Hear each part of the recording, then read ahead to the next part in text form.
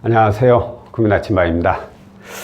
제가 며칠 전에 영상에서 이 아파트 담보대출을 이용하신 분께서 해당 아파트에 개인 가압류가 있어가지고 이걸 브릿지론이라는 상품을 이용을 해가지고 이금융권의 신규 사업자 담보대출로 이자가 더 낮은 걸로 이렇게 갈아탔다 라는 그런 사례에 대한 영상을 올린 적이 있었죠. 바로 이 전전 영상인가 전전전인가 그럴 겁니다. 자, 그런데 그 이후로 이 브릿지론이라는 거에 대해서 문의가 좀 들어오네요. 그러니까 브릿지론이라는 게 뭔가요? 아니, 브릿지론 그거 이용하려면 어떻게 해야 돼요? 제가 지금 브릿지론을 이용하고 있는데 이게 맞는 건가요? 라는 이런 문의가 좀 많아졌어요. 그래서 생각을 해보니까 또 그렇더라고. 그러지, 이거 또 모르는 사람은 또 모르지. 이게 뭐 우리들이 브릿지론 매년 이렇게 브릿지론 하고 다니니까 아는 거지만 일반인들은 모를 수가 있어요. 그래서 오늘은 이 브릿지론이 뭔가에 대해서 좀 간략하게 설명을 좀 드릴까 합니다. 자, 일단은 예를 하나 들어볼게요. 아파트가 5억 원짜리가 있어요. 5억 원에 제가 매입을 했어요. 매입. 그러면서 선순위로 2억을 은행에서 받았어. 그래가지고 이용을 이렇게 쭉 하고 있었는데 돈이 필요해.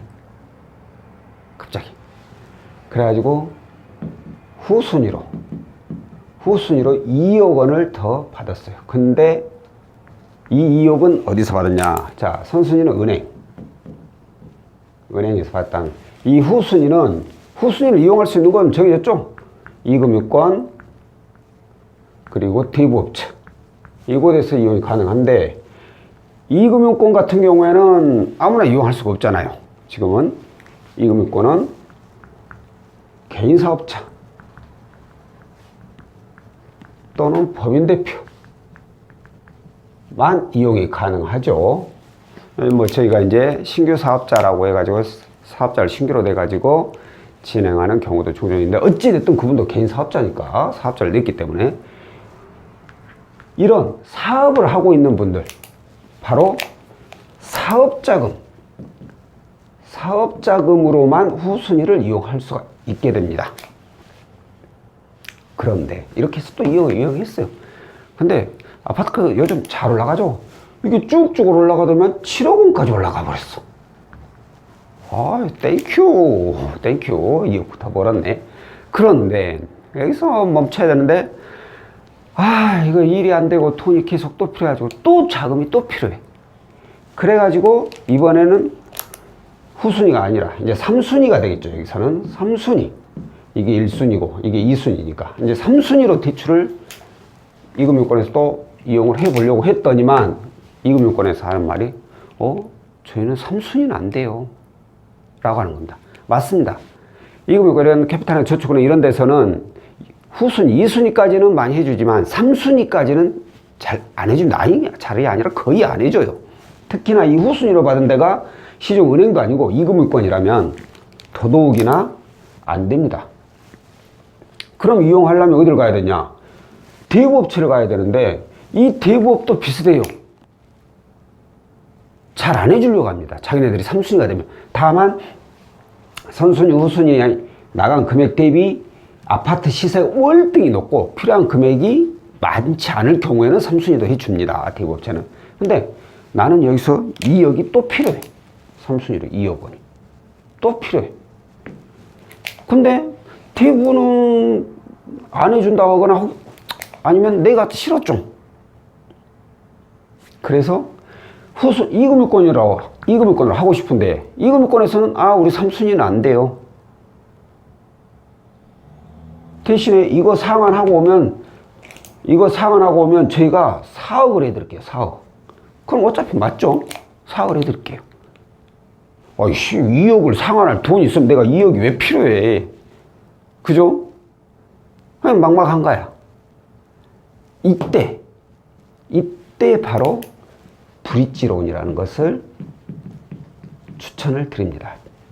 저희 상담사들이. 이게 뭐냐면 브릿지론을 취급하는 업체가 따로 있습니다. 이 업체에서 이 2억 원을 상환을 딱 해줍니다. 저희들 자체 작업으로 상환을 해줘요. 그리고 나서 여기서 4억을 받는 거죠, 대출을. 그럼 여기는 이제 3순위가 아니라 이 후순위가 없어지니까 여기가 이제 후순위가 되게 되겠죠. 4억을 받아가지고 이 빌린 2억은 다시 여기다 돌려주는 거예요. 한마디로 본인이 원하는 자금을 구하기 위한 가교 역할, 브릿지가 그렇잖아요. 다리, 가교 역할을 하는 거잖아요. 이 가교 역할을 하는 그런 내용들입니다. 비단 이걸 꼭 이 금융권으로만 볼 필요는 없어요. 지금도 그렇고 예전에도 이 선순위 말고는 더 이상은 대출이 안 되는 줄 알고 후순위로 대부업을 이용하신 분들이 많이 계세요. 근데 아파트 값은 뛰었어. 그러니까 후순위로 대부업을 이용한 거, 2억을. 이자가 높잖아요. 어마어마해. 근데 이 금융권에서는 뭐 신규 사업자로, 내가 예를 들어 사업자가 아니지만 신규 사업자를 내가지고 하면은 대부업보다 이자가 절반은 더 낮아져. 어마어마하죠. 담보로 2억 원에서 이자가 절반이면 도대체 몇 프로가 더 낮아지겠습니까? 1억이면 1%만 해도 100만 원인데 한 5%하면 500만 원이죠, 500만 원. 근데 그게 2억이라고 쳐봐봐. 1000만 원이에요. 1년에 아끼는 돈이 1000만 원 이자만. 무조건 이용을 해야 되겠어. 근데 이 금융권에서는 대부업 이용하고 있네요? 그럼 안 되죠. 할 수가 없는 거예요. 이용을 할 수가 없어요. 어떤 분들이 이러죠. 아니, 그럼 2억 원 여기 쓰고 있으니까 누구들이 4억 해줄 수 있다겠는게 4억 해줬다 치고 그럼 2억을 누구들이 갚아버려라. 그리고 나 2억 주면 되겠냐. 이렇게 얘기하실 수도 있어요. 그런데 이게 안 되는 이유가 어딨어? 사업자금이라 했잖아요. 사업자금. 지금은 후순위로 사업자금밖에 이용할 수가 없어요. 가계자금을 이용하고 나면 그 위에 추가되면 사업자금 외에는 어려워요. 사업자금이 뭐예요? 사업자분들이 사업할 때 쓰라고. 그 외에는 쓰지 마. 사업할 때만 써. 사업하는데 물건 구입하고 자재 구입하고 그런 데다만 써. 하고 만든 게 사업자금이에요. 근데 사업자금으로 대출을 받는데 기존에 있는 2억을 상환을 해줘? 이건 대안자금이지. 사업자금이 아니라. 그래서 허용을 못 하는 거예요. 예전에는 뭐 불과 얼마, 지금도 하고 있는 데가 있긴 한데 굉장히 너무 까다로워서 지금 어렵고, 뭐 올 초? 그때까지만 해도 이런 거 했었어요. 하는 금융사가 있었어요. 근데 거의 안 합니다. 지금 할 수가 없어요. 이거 자체가 위반이거든. 사업자금인데 대안자금으로 2억을 써버린 거예요. 나머지 2억이야 뭐 사업자금으로 쓴다 치지만 2억 자체가 잘못 용도가 잘못된 거잖아. 그렇기 때문에 할 수가 없어. 못 갚아줘. 이것을. 마찬가지 대부업도 마찬가지요. 여기서 이용하고 있으니까 안 되는 거예요. 이자도 근데 더 낮출 수 있고 이 신규 사업자 이걸로 해버리니까. 그럼 이때 이용하는 게 바로 이 브릿지론이라는 거죠. 이 업체에서 그래 그럼 내가 너희들 거 갚아줄게. 딱 갚아줘. 그러고 나서 대출 딱 받아갖고 다시 이리 돌려주고. 이렇게 이용하는 거예요. 브릿지론이라는 게. 그런데 아까 제가 말씀드린 것 중에 현재 브릿지론을 이용하고 있는데 이게 맞나요? 라고 문의를 주신 분도 있다고 했죠. 그게 무슨 뜻이냐면 브릿지론을 이용하는데 수수료를 달라고 한다. 브릿지론을 이용하는데 수수료를 달라고 해. 자, 제가 브릿지론 업체라겠죠. 업체. 여기는 금융사가 아니죠. 그럼 이 사람들은 자기들 자체 자금으로 이 2억 원이나 되는 어마어마한 돈을 상환을 해줘요. 과연 이게 공짜로 될까요? 맞죠? 당연히 이 사람들이 이 업체 수수료 받죠. 안 받을 이유가 없죠. 안 받고 누가 못하게 그런 짓을 하겠어요. 저들도 돈 벌려고 하는데. 그죠? 얘네들이 수수료를 받습니다. 그건 맞는 얘기예요. 그런데 있습니다. 과연 이 수수료를 누가 지급을 하느냐 이거죠. 이제 수수료를 달라고 전화 왔어요. 내가 브릿지론을 이용하고 있는데 이렇게 해가지고 수수료 몇 프로 줘야 된다는데 이거 이렇게 해도 되나요? 이게 맞는 건가요? 라고 문의가 왔어요. 저는 거기에 대해서 맞다 틀리다라고는 말씀을 못 드리겠다고 했어요. 왜 그러냐? 지금 저희 같은 경우에는 이 수수료 당연합니다. 지급하는 거. 지급은 하는데 채무자가 아닌 상담사가 일이 지급을 합니다. 무슨 돈으로? 본인한테 떨어지는 수당으로. 대출 보세요. 4억이 나가잖아요. 여기 불지로 2억 갚아버리니까 여기서 4억을 해주잖아요. 그럼 4억이란 나는 실적을 쌓여놓은 거예요. 내 영업 실적을. 그 실적만큼 나는 월급을 더 많이 받을 거 아니에요. 그렇기 때문에 내 월급, 내 나오는 이 금액에 대한 실적에서 빼가지고 이 사람들 수수료를 주는 거예요. 채무자가 주는 게 아니라는 거죠.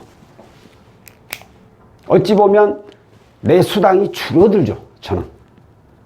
예를 들어가지고 4억짜리 대출이 나가면 나한테 수당이 100만 원이 떨어진다 쳐요. 그러면 이거 불지론 이거 수수료 주고 나니까 나는 돈 1, 20만 원밖에 안 남아버려. 만약 이거 안 썼으면 나는 이게 없었다면 난 100만 원을 그대로 버는 건데 이걸 쓰는 바람에 돈 1, 20만 원밖에 못 벌어. 좀 아깝긴 하죠. 하지만 1, 20만 원 벌잖아요. 그리고 또 영업사는 실적이 깡패라고 비록 내 주머니에 챙기는 수당은 적지만 실적은 대신에 4억이 쌓이잖아요. 일단 눈에 보이는 실적은 높아지니까 목에 힘은 들어가죠. 그래서 저희 같은 경우에는 채무자가 내는 게 아니라 저희가 비용을 내고 있습니다. 저희가 비용을 감당하고 있습니다. 라고만 제가 얘기를 드렸어요. 그분께는. 이제 결정을 알아서 하는 거죠. 채무자가. 그러니까 어떤 상담사는 아이씨 내가 뒤지게 일했어. 나도 뒤지게 일해가지고 나 이 수당 내가 먹을 거야. 그리고 내가 이 2억 원을 갚는 이유가 뭐야? 안 되니까. 채무자가 돈은 필요하고 안 되니까 여기를 이용한 거고 여기를 이용해서 이 돈을 가져가는 거니까 당연히 채무자 목 아니냐. 이런 상담사 있어요. 이건 맞는 말이에요. 틀린 말은 아니에요. 절대. 왜? 이걸 갚아야만이 받을 수 있으니까. 그럼 이 2억 원을 채무자가 원래 갚아야 되잖아. 근데 이걸 갚을 여력이 없어. 근데 여기서 이용을 해갖고 갚을 수가 있어. 이렇게만 이용을 할 수 있어. 그럼 이거 쓸 수밖에 없는 상황이라면 당연히 이 비용 부담 채무자가 되는 게 맞죠, 사실. 이게 논리적으로는 맞잖아요, 채무자가. 근데 저희는 이제 그렇게 하지는 않는다는 거죠. 저희는 그냥 저희 수당을 조금 덜 가져가는 한이 있더라도 저희가 비용 부담을 해버리고 채무자는 아무 상관없이 그냥 본인 쓰실 돈만 그대로 다 쓰시는 거다. 라고 이제 말씀을 드리고 싶네요. 그러니까 준다 안 준다. 채무자가 준다 안 준다. 이에 대한 제가 말씀을 못 드린다는 거예요. 결론은 주세요. 주지 마세요. 라는 얘기를 못 하겠어요. 다만 저희는 채무자가 수수료를 부담하는 일은 없게 합니다. 라는 것 뿐이라는 거. 자, 오늘은 브릿지론 상품이 어떤 상품인지에 대해서 안내를 해드렸고요. 다음번에는 또 다른 내용으로 찾아뵙도록 하겠습니다. 고맙습니다.